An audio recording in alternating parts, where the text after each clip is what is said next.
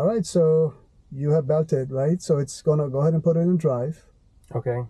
So you can put your foot on the brake. All right. And it should automatically select it for you. Okay. Yep. Let's go. I mean, I want you to check out the maneuverability of this thing, so we can just go into this.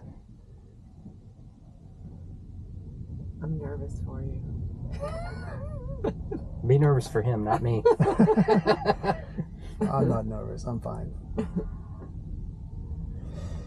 So you've been driving a Tesla for whoa. Yeah. Okay. So what happens? It's a dead man. So the moment you lift off the accelerator, it's like an automatic brake or it's deceleration. It's deceleration. It's using the same motor to decelerate, and it's giving you energy back at that point. So how about you see if you can make a turn here and make a U-turn, like right here, like cut through the parking like that. Like right over here? Yeah, let's see. That's one thing Arthur did say about test driving. Go ahead. That is very tight. Yeah, you have to get used to. Oh, that takes some getting used to. Whee! Yeah. How many have you noticed how many times you had to? Yeah, that's kind of what I was wondering, if the yoke was if it was made so that just like turning it like that would be the same as spinning the wheel a lot. And that's actually, there's a reason for it. So that's the key engineering in it this vehicle has. See if you can spot from the mirrors, the blind spot mirrors maybe will show you better, or the other ones. The rear wheels are turning too. You see that? Yeah. Yeah. So this is all four wheels can turn, and it's for that purpose. So it gives you a turning radius of a sedan. Have you seen the I think it's a Mercedes, I don't know if it's the G-Wagon or if it's something else, the one that has the thing where it can literally turn 180 like in a parking spot? Oh, I think I've seen some of those things. Yeah, it's do the car, and like I think the wheels move in opposite direction. And right, and it just spins around. I saw a video of somebody in that, like they were behind the car and they were like honking at it, and I'm sure it was staged, right? They were behind it and they were honking at it, and the car just flips around, flashes the high beams at them, and then turns back. So you think the steering is responsive? Oh yeah, the steering is responsive. You're giving me whiplash back here. It's if you want to, like, when you make a left here, see if you want to just like try to feel the acceleration a little bit. How do I do my turn signals? It's right there. Oh, okay. Yeah. Be careful.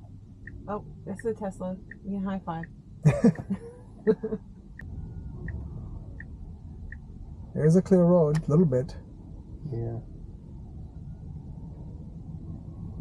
How long do tires last for you? I've heard that because of the torque, you go through tires quicker. My Model 3 average 20,000 miles, but mine was a performance, so that was rougher. But yeah, I think there is potentially a little bit extra wear. You could say that. How about we make it right over here? Okay. We can get a little bit of. Oh wow. Oh, and then that takes some getting used to as well. Because you're not having to do much. Right. Because I did it, and I'm like, I need to go more, but then I don't. So I'll give you the secret behind it. So, first passenger production vehicle where the steering wheel has no mechanical linkages to the wheels at all. This is drive-by-wire. But that's why you're able to use it to play the game without the wheels going all over the place while you were doing that. Well, yeah, but you could, every Tesla you can play the game and you still use the wheel. It's just that the wheels will externally will turn. Okay, gotcha. Yeah, in this case, you can practically, I mean, that's not how it's designed, but this thing can be removed from here and put in the back.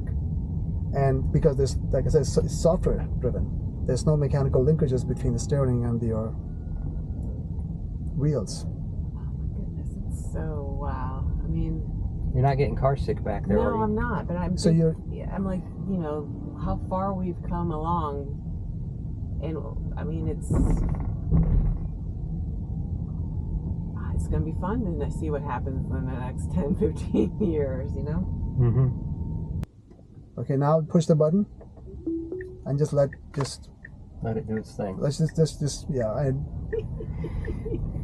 Go sleeping.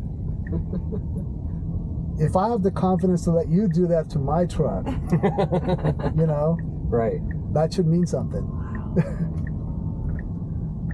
Wow. Definitely gonna make road trips much easier one day. I'd fill up the dashboard with Funko Pops.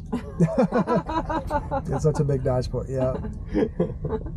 And then, so see, like if you're sitting down right now, like you're already relaxed. You can already allow it. I'm going to relax and just kind of observe. Well, see, I'm trusting it and trusting you.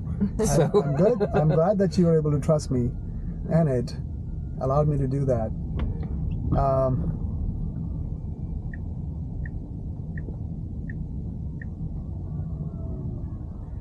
And this, so in the Cybertruck that you're experiencing FSD for the first time, right? You haven't experienced it before? I've never been in a EV at all. Okay.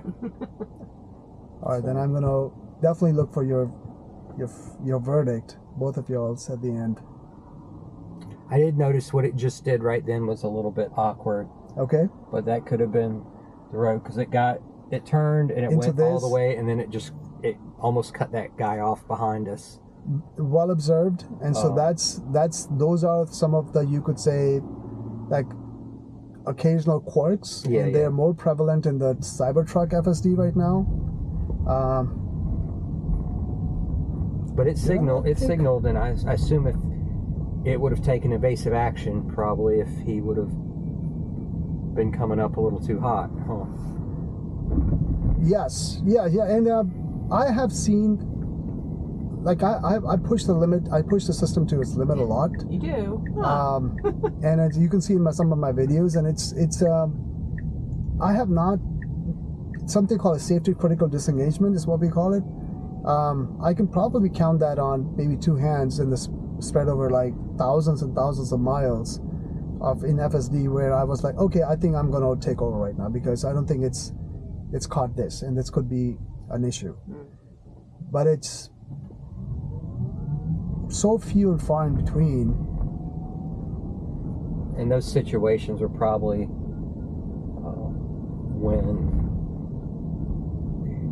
the road or the conditions were probably outside the norm as well. Yeah, I mean, at the end of the day, it's trying to make meaning out of what it sees, just like what we do. Just like we do, yeah. So sometimes we are not able to understand and interpret the real world as well as we would like. So here in this case, when it's making a turn, it's turning on the side repeater. So it gives you a, kind of tackles your blind spot. Like you were asking about how do you keep track of your blind spot. So like here, now it's turning left and it's turned on.